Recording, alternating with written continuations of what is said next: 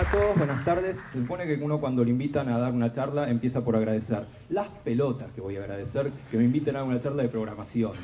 ¿Sí? No tengo idea de programación, pero sí voy a agradecer que gracias a esta invitación me metí un poco en ver cuál es esta movida en la cual ustedes están metidos y está buenísima. Sí, lo digo desde afuera, lo digo sin saber nada del tema, está buenísimo lo que está ocurriendo y espero lo que ocurra a partir de acá. Y como no sé nada de programación, voy a hablar de ciencia, que no es que sepa, pero miento más fácil en todo caso, ¿sí? El otro me sale un poco más complicado. Y como voy a hablar de ciencia, también hay que hacer experimentos. No se puede hablar de ciencia sin experimentos y para mí también es una prueba de audiencia esto. Van a notar que parece que estoy haciendo un esfuerzo por hablar lento y no me sale, y en cualquier momento empiezo a hablar los pedos. Con lo cual, párenme, por favor. Voy a hablar poco, la charla es más larga, voy a tratar de ir acortándola, pero si hay algo que no están de acuerdo o quieren comentar, adelante. Como les decía, vamos a empezar por experimentos, y el primer experimento es muy sencillo. Les voy a pedir que junten los dedos, así.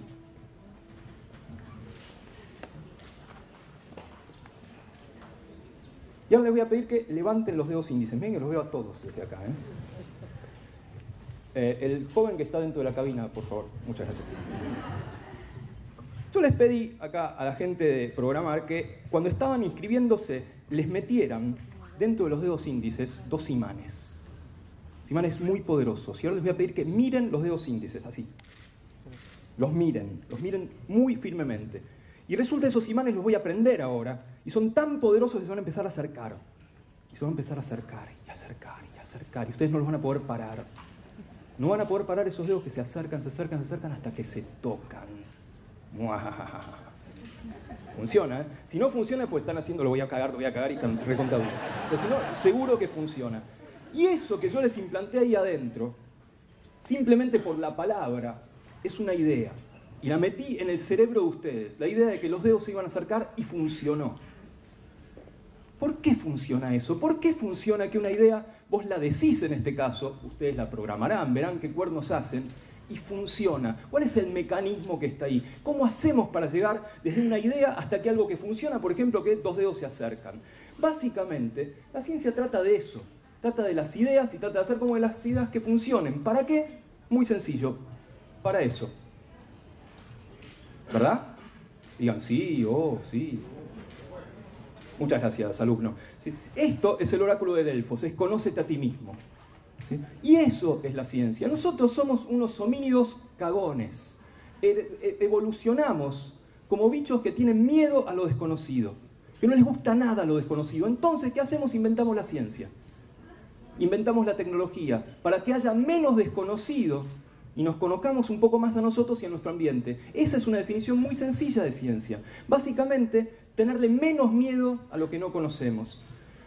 Yo había preparado algo bastante largo, lo voy a cortar mucho, voy a sacar cachos grandes de la charla, pero básicamente les cuento de qué se trataba, cómo iba a llegar hasta lo que les cuento que fui aprendiendo con estos pocos días con la charla. Primero yo les quería hablar un poco, y de eso sí les voy a hablar, de la ciencia en general, porque básicamente estamos hablando de enseñanza, de educación, en este caso de computación, de ciencias de la computación, pero también de pensar científicamente. Y es difícil eso.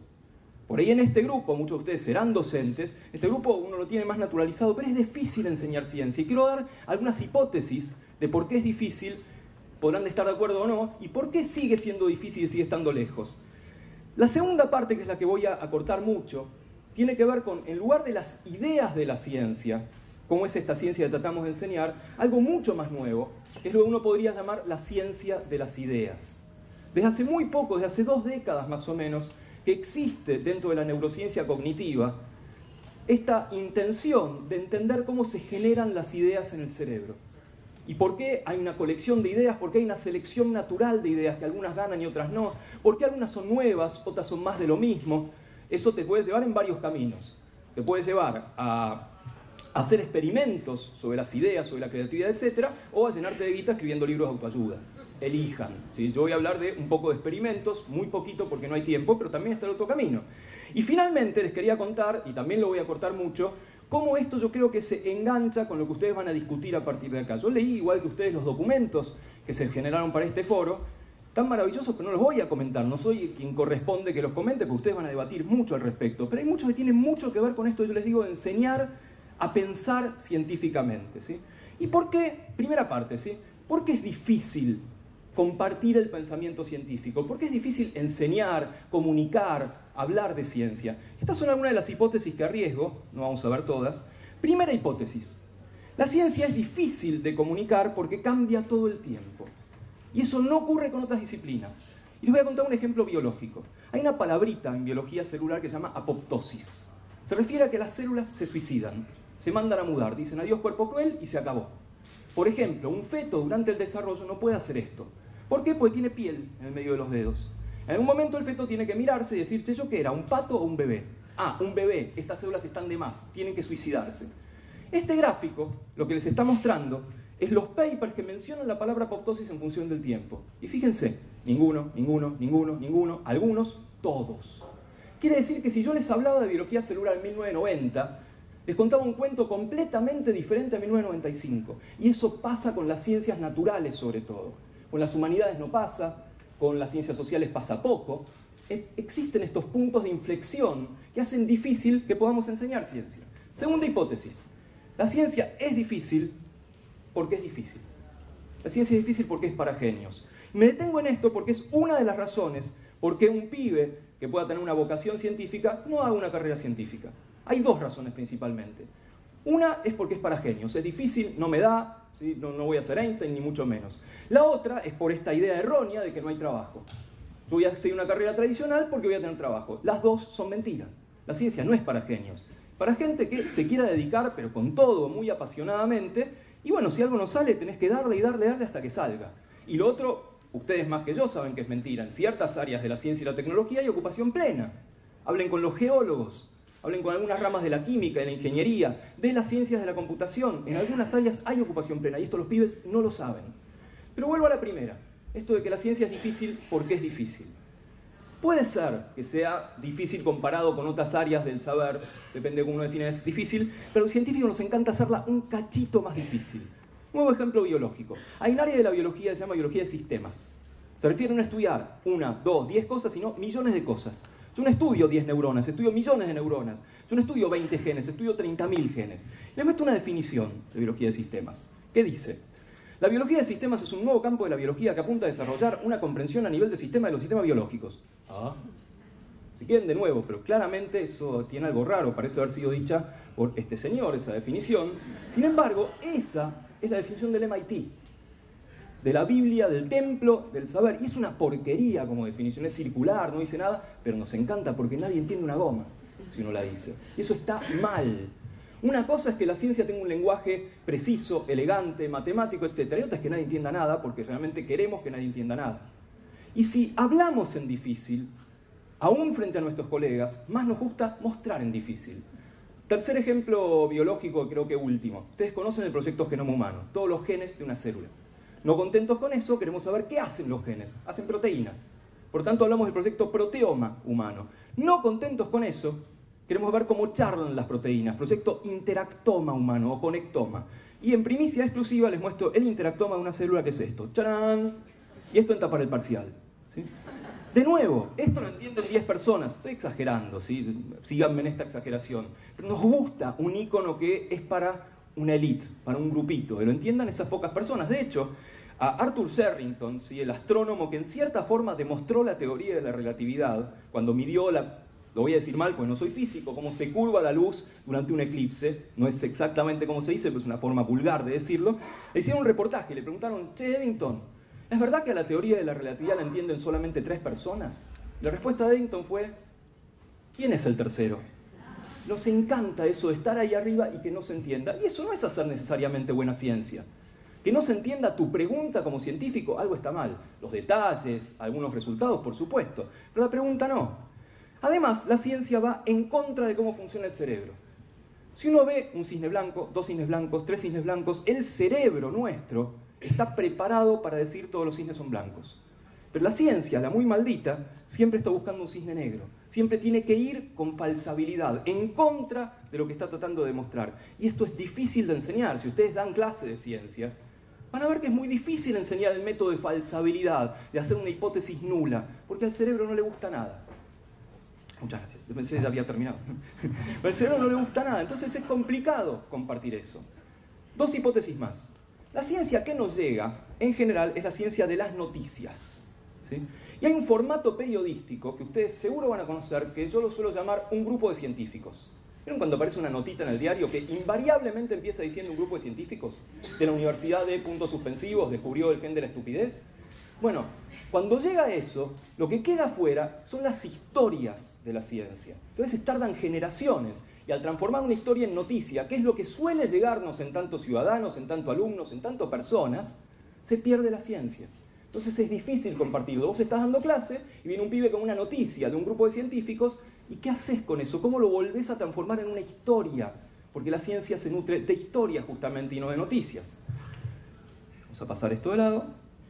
Y la otra razón, ¿sí?, a la cual no me voy a referir, es porque la mayoría de las veces que uno escucha cosas de ciencia o enseña cosas de ciencia, no tiene nada que ver con lo que te pasa, no tiene nada que ver con la vida cotidiana, tiene que ver con otras cosas. Y es mucho más fácil llegarle a tus alumnos, llegarle a la gente, si le pasan esas cosas. Porque la verdad que, no sé ustedes, pero ahora, ¿alguno de ustedes no durmió durante varios días hasta que no se descubrió el bosón de Higgs?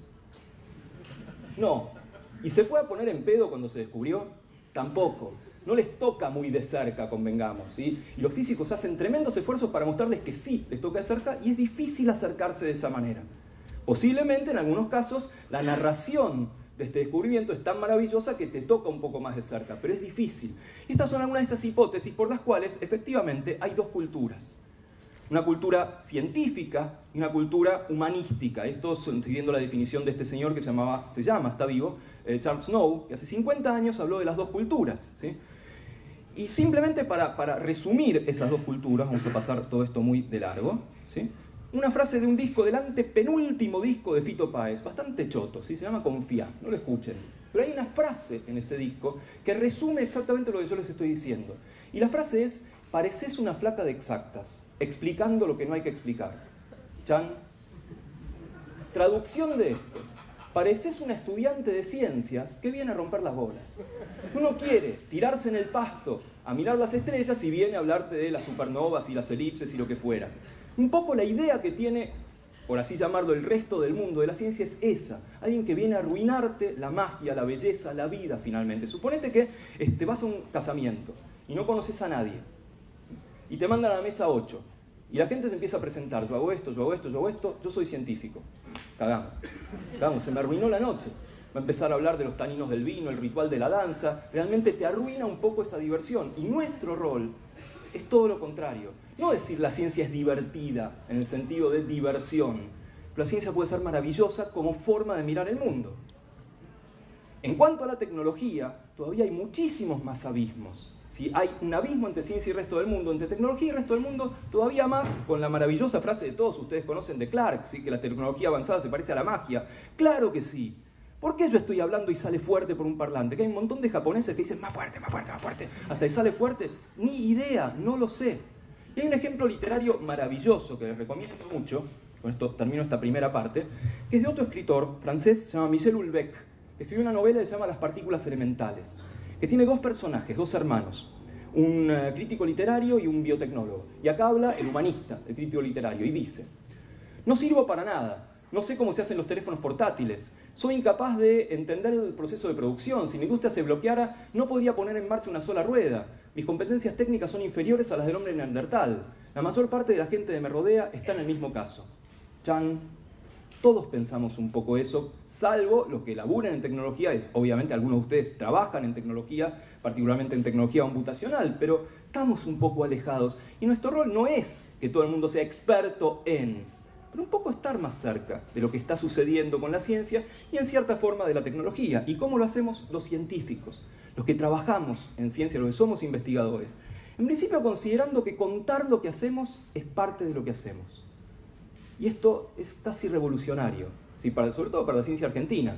Los próceres de la ciencia argentina, recontra capos, Usay, Leluar y amigos, no pensaban esto.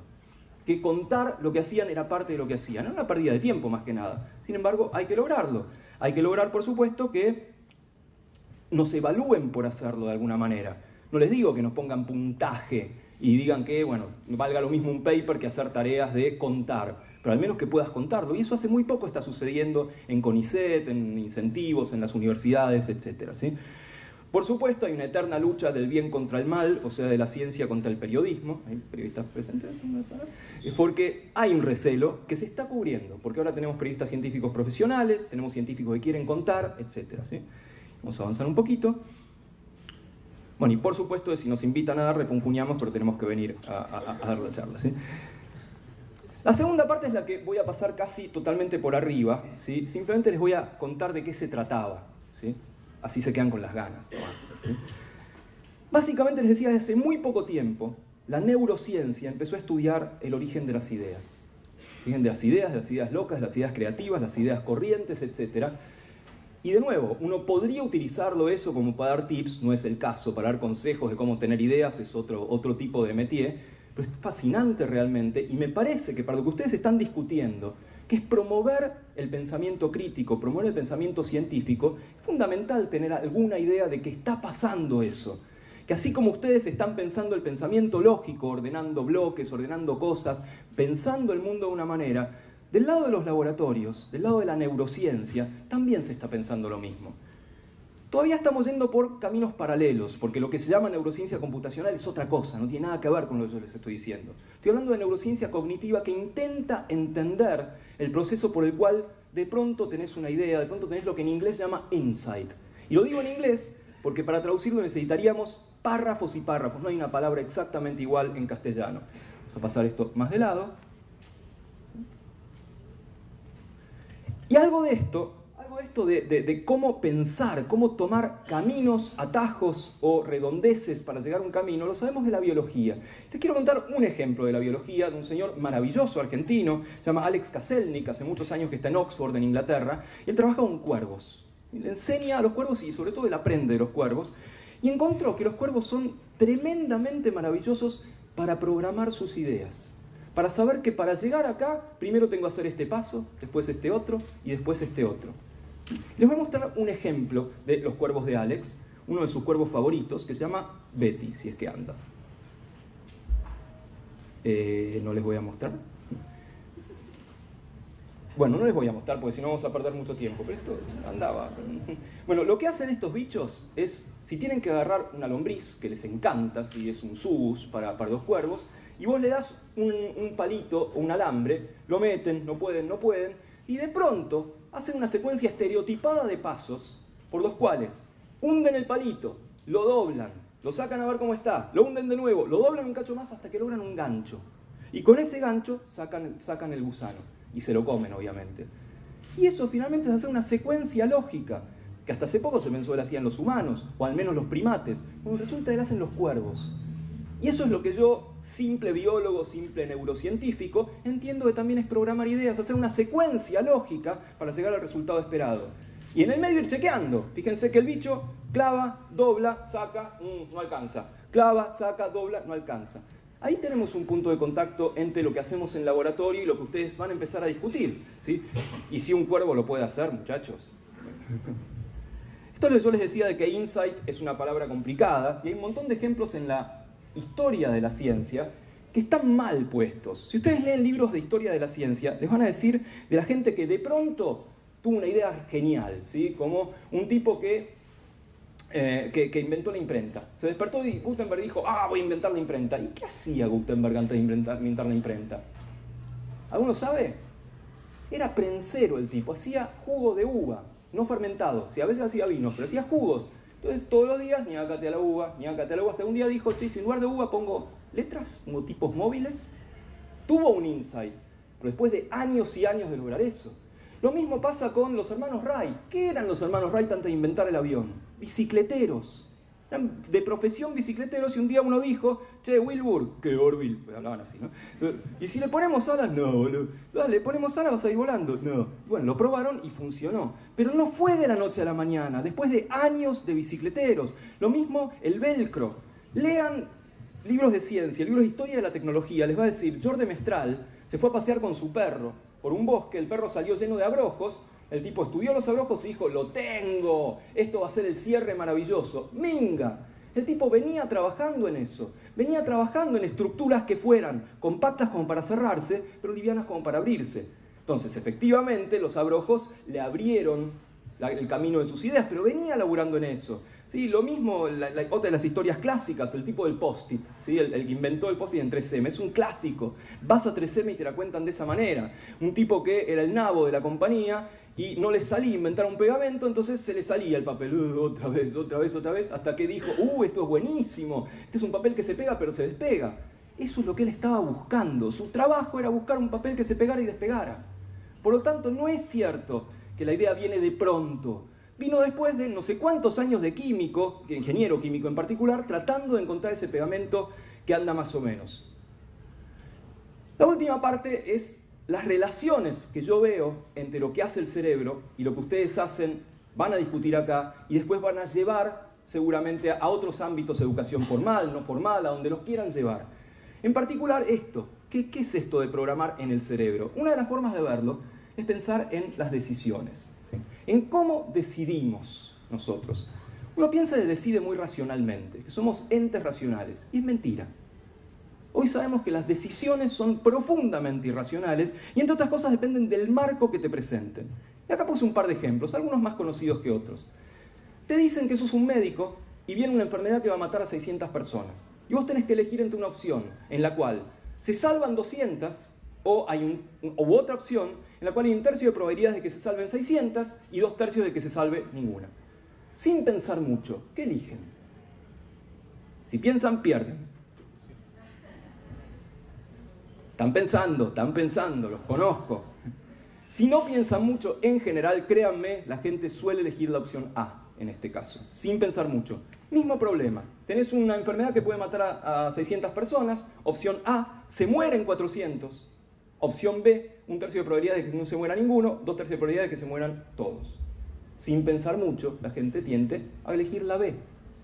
Se dieron cuenta, obviamente, de que es exactamente lo mismo. En el primero se salvaban 200, en el segundo se mueren 400, pero el cerebro lo mira diferente el problema. La palabra salvar y la palabra morir son tan fuertes que modifican lo que elegís. Y tan es así que el número de opciones que te den modifica lo que decís. Hay un experimento precioso que hizo Dan Ariely con la revista The Economist, tal vez lo conozcan, que le pidió a la revista que pusiera 3 opciones de suscripción. Una opción en papel, una opción online y una opción online más papel. Y estos son los precios. Solo online salía $59, solo papel 125, pero la doble 125. Es una ganga, vamos todos por la doble. Y efectivamente la gente eligió eso. Y Ariely les pidió, bueno, ahora en el próximo número saquen otras opciones, estas. 2 opciones nada más. ¿Qué puede ser? Online a $59 o las dos a 125. Ahora la ganga es lo más barato. Es la misma opción que antes y la gente eligió distinto. Quiere decir que no somos racionales en cuanto a cómo percibimos la realidad y cómo operamos. Y esto tiene consecuencias prácticas, último ejemplo de decisiones. Este es un experimento bastante conocido de la neurociencia, en la cual se generan caras que están generadas de tal manera que la gente elige al azar una u otra. ¿Te gusta más? ¿Te parece atractivo? ¿Te parece confiable? Lo que fuera. Y Tom y Jerry son igualmente atractivos o confiables. La mitad elige uno, la mitad elige el otro. ¿Y ahora qué haces? Ahora agregás una tercera cara que sea parecida a Tom o a Jerry, pero un poquito deformada, de esta manera. Fíjense, en esta columna, en la primera fila, está Tom, Jerry deformado y Jerry. En la última fila está Tom deformado y Jerry. ¿Ven las opciones? Cuando pones el deformado, todo el mundo elige la versión no deformada de ese. Cuando antes habían elegido al azar cualquiera de los dos. Esto tiene una consecuencia práctica. Si vos te querés ir de Levante a un boliche, tenés que ir con un amigo que sea muy parecido a vos, pero un poquito más feo. Con la cual, lo cagás al amigo, todo bien, pero digás todo vos, porque modificaste la forma de elección de los cerebros que tenés ahí enfrente. Y esto me parece recontra relevante para lo que ustedes hacen. Saber cómo alguien tiene que elegir un camino u otro no es racional. El cerebro en eso no es racional. Hay un montón de ejemplos, los voy a pasar rápidamente porque no tiene sentido. Es un ejemplo de Darwin que me encanta, pero no importa. ¿Sí? Y en particular, esto seguramente lo conocen, no voy a pasar el clip, pero esto es del tipo de cosas que encontré buscando material para la charla. Una cantidad de materiales para esto que se llama ciencias de la computación, que son increíbles. Esto seguramente lo hayan visto, son niños muy modernos, como ven, niños muy divertidos, por otro lado. ¿Ven? El video es maravilloso, están así, ¿a dónde voy? ¿Dónde me pongo? Pero el juego está bárbaro, es cómo ordenan de acuerdo a dos reglas básicas. Te encontrás con alguien en un nodo, si sos más grande te vas para la izquierda, si sos más chico te vas para la derecha, y en pocos pasos llegás a ordenar perfectamente.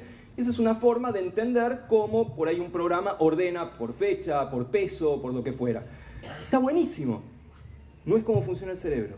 El cerebro no es tan racional como eso. El cerebro llega a un nodo y se caga piñas. Se caga piñas con el lado porque quiere pasar primero.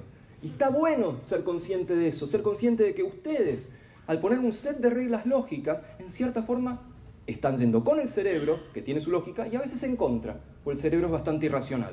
Y la ultimísima parte, ¿sí?, tiene que ver con esto de mentes, cerebros y máquinas.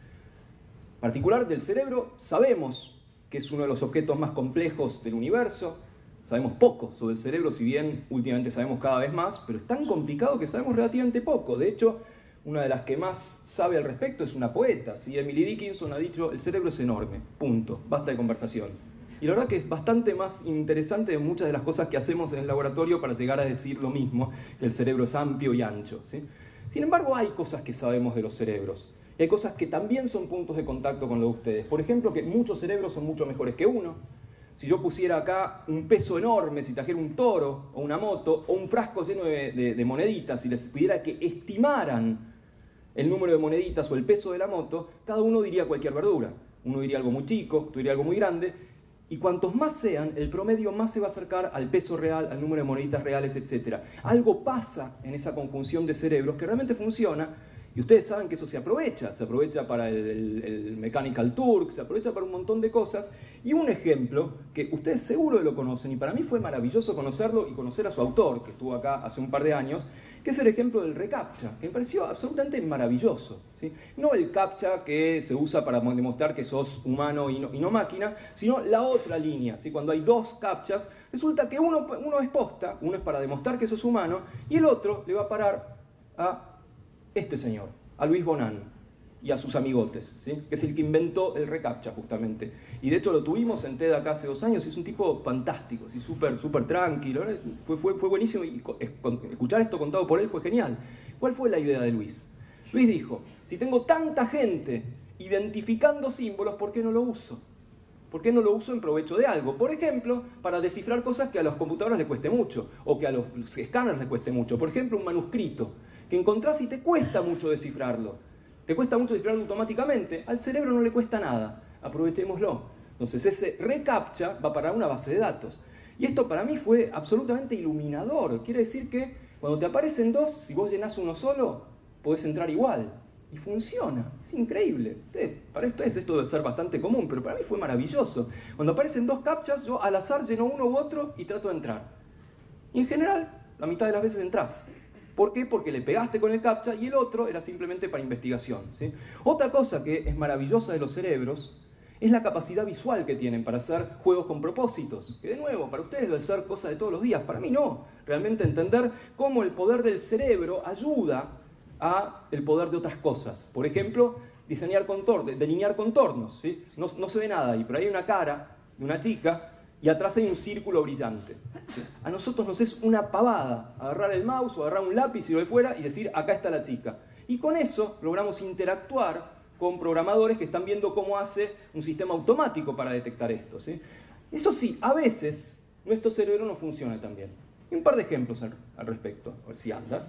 Sí. Esto es un flicker, ¿sí? Una foto que se prende y apaga, y algo cambia. No digan qué cambia, pero los que se dan cuenta de lo que cambia, levanten la mano.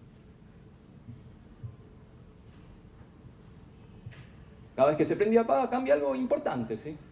Fíjense, son poquitos, ¿sí? De a poco van a ser cada vez más. Son poquitos los que se dan cuenta de cómo cambia la baranda. Ah. Y lo mismo, ¿sí? Otro ejemplo aún más espectacular, ¿sí? De nuevo, no digan qué, si se dan cuenta de que cambia, levanten la mano. Es más obvio, se está yendo una montaña, compañeros. ¿Sí? Sin embargo, al cerebro le cuesta encontrar eso. Y así como al cerebro le cuestan algunas cosas, los cerebros tienden a pensar igual. Eso se llama pensamiento convergente. Y algunas cosas del pensamiento convergente son bastante fascinantes. El último ejemplo cerebral es este, que son 2 amigotes míos. Uno se llama Kiki y el otro se llama Buba. Yo les pregunto, ¿cuál es Kiki? Se ve poquito, ¿no? Pero ven las formas. Bueno, gracias. igual no se ve del todo bien, pero no importa. Todo el mundo, y cuando digo todo el mundo es algo universal, va a decir que este es Kiki. Al cerebro las puntas le suenan y lo redondo le suena buba, redondo. No sabemos porque se llama sinestesia eso, es cómo confundís ciertos sentidos unos con otros, en este caso formas con sonidos. Pero todos nuestros cerebros funcionan de esa manera. Irracionales, a veces todos juntos, a veces con fijación funcional, que hay una única manera de hacer las cosas, etc. ¿Sí? ¿Para qué usamos las compus, finalmente? ¿Sí? Acá hice una lista pequeña de algunos usos posibles que me contaron, que andan por ahí, de gente normal, ¿sí? No ustedes, ¿sí? Gente normal que prende la compu como usuario. Y de hecho, y esto de nuevo, esto lo estuve viendo gracias al material que generaron para este foro, eso también ocurre en el aula. Y eso está ocurriendo, por ejemplo, con mi hijo cuando va a clase de computación. Aprende un programa, aprende a usar un Excel, o algo de Office, o OpenOffice, o lo que fuera. Y la verdad que me hicieron pensar con esto de están ustedes discutiendo, de que no está bueno eso. Eso lo van a aprender igual. Eso es una gansada. Es prueba y error, y además se la van a pasar hasta que de pronto descubran dónde está esto, dónde está lo otro, dónde está lo otro. Pero eso de pensamiento científico tiene cero. Absolutamente cero. ¿Sí? Acá estuvimos pasando compu tras compu, tratando de ver cómo podernos hacer para que se viera bien la presentación, etc. No hicimos ciencia. Simplemente fue prueba y error hasta que lo logramos. Y la revolución, el cambio que se está proponiendo con programar, como yo entiendo desde afuera, tengo que aclarar, es eso. Eso hay que seguir haciéndolo, hay que seguir siendo usuarios. Pero además de ser usuarios, vamos un pasito más allá. ¿Sí? Y eso me parece que está buenísimo y creo que puede ser revolucionario porque estuve leyendo que pasa en otros lugares. Y de nuevo, ejemplos de mi hijo. ¿Sí? Mi hijo puede estar horas con este nabo, que lo quiero matar, ¿sí? No sé si lo conocen, se llama Hola soy Germán. ¿Sí? O bien, cada tanto se engancha con esta otra navedad que está buenísima. Eso cuando yo lo dejo y no estoy ahí. Y ahí estuve descubriendo en estos últimos días que cuando él está jugando a Minecraft, está haciendo algo parecido a lo que ustedes pretenden. Él solo ve qué elementos hay que traer, a veces tiene que escribir cosas. Yo no sabía que tenía que escribir cosas para esto, tenía que escribir, voy para allá, vuelvo, etcétera, etcétera. Quiere decir que van a tener terreno fértil para esta idea que me parece que es maravillosa de enseñar a programar a todos los pibes. Eso es un poco lo que me parece es el objetivo de programar. Será de a poco, habrá pasos más largos, más pequeños, pero está pasando en el mundo, ¿sí? Está pasando por todos lados, y no puede ser casual que esté pasando por todos lados, o todos están pifiando, ¿sí? O hay una idea nueva ahí dando vueltas, ¿sí? También hay algunas ideas que están un poco criticadas, están de moda. Por ejemplo, encontré este tweet del alcalde de Nueva York, que se sumó a esta medida de code y dijo, yo también voy a aprender a programar, muchachos. Entonces un señor muy enojado le contestó, por favor, no. Por favor, no aprendas a programar, porque lo máximo que podemos llegar es print, soy el alcalde, go to print, soy el alcalde, y así sucesivamente. Entonces es un loco, un señor que está un poco enojado con estas cosas, ¿sí? Pero efectivamente hay un montón de cosas, ¿sí? Un montón de cosas que están sucediendo, y de hecho están sucediendo en Argentina, en los hackerspaces, en los makerspaces. ¿Cuánto está pasando algo por ahí abajo? Y nos está pasando por el costado a nosotros que somos los científicos, los enseñantes de la ciencia, los profes, etc. No está bueno eso que nos pase por el costado. ¿Sí? Lo que está pasando con Code, que de nuevo no lo conocía porque yo estoy en mi laboratorio o en oficinas o lo que fuera, es increíble y nos pasa por al lado. No voy a pasarlo, pero más allá de sus gustos políticos o no, el mensaje de este señor para defender Code es emocionante. O sea, seguro que es emocionante. El tipo dice cosas obvias, dice, ¿sí? No compres un juego, créalo. No hagas tal cosa, no compres tal cosa, fabricala. ¿Por qué? Porque si no el mundo te va a pasar por arriba. El mensaje es realmente emocionante, más allá de que te guste, sea el presidente norteamericano o lo que fuera. Si no lo escucharon, y posiblemente muchos de ustedes lo escucharon porque está relacionado al día de programar, escúchenlo porque vale la pena ese mensaje. Otros ejemplos que encontré en la web, un ejemplo de los mismos niños muy modernos y vestidos a la moda y muy divertidos. Fíjense esas caras, son tremendas, ¿no? ¿Dónde me pongo? ¿Acá? ¿Doy vuelta? ¿Vuelvo? Son tremendas. La verdad que el director de cámara no fue muy bueno y el realizador del video algo la pifió en eso. Pero acá están mostrando, con 5 en lugar de 8 bits, cómo mostrar algo binario que cuesta mucho entenderlo. Y esto lo entendés de la nada y nunca apareció una computadora acá en el medio. Simplemente pensar otra manera y terminás contando, ahora está, 31, sí, hasta 31 con la mano, ¿sí? Porque usás la mano como unos o ceros y terminás contando hasta 31 con 5 dedos nada más. Está buenísimo y algo emociona un poco de eso, ¿sí? Hay otro juego, este sí, yo lo llegué a hacer en clase cuando hablaba de inteligencia, ¿sí? El famoso problema de Turing, de definir algo o no. Está buenísimo aplicarlo en el aula. Yo lo hago en fisiología con mis alumnos de biólogos. Es esto, tratar de engañar a un evaluador. Salen dos pibes, ¿sí? Les haces preguntas y ellos mandan una pregunta tratando de ser un robot, una computadora, una máquina o tratando de ser un humano. ¿Cuál les sale bastante bien la segunda parte? La otra no les sale tan bien. Y de pronto descubren algo, descubren un poco de la estructura de su pensamiento con eso. Y eso, insisto, es lo que ustedes están tratando de hacer.